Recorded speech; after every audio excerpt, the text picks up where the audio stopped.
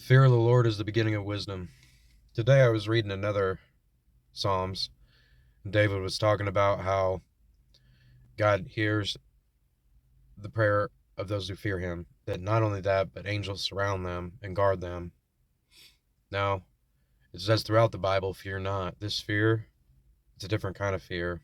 It's like knowing dad's going to come home type of fear.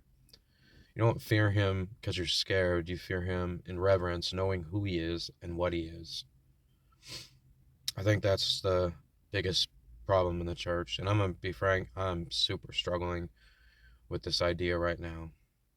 I have been struggling for the last few months. Honestly, a lot of the Christian content, I look at the internet and try to listen to things anymore, and it just seems like that word slop, just noise. I think a big thing for leadership, for all of people in charge, people that post, an important thing to think about before you do anything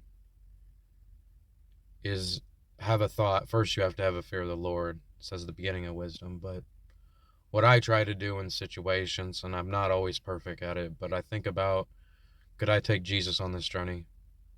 If I was sitting and making plans for something, could I have Jesus, the disciples around me, and say, this is the direction we're going? If not, just take a good hard look. Things are either one way or the other.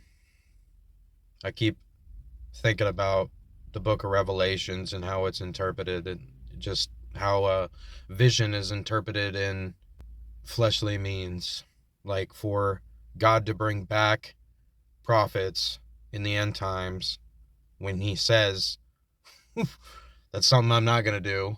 And then them breathing down fire. And I just think, I look at the church and it's either way too spiritual or it's way too intellectual. But if you bring those two together, you get a balance. And then breathing fire out of heaven, I think about purification from heaven. And sackcloth being a time of hardship. Like, that's where all of the great moves of God have came from. Just keep thinking about maybe people that are making money off the gospel should not interpret prophecy, because I think that it jades them.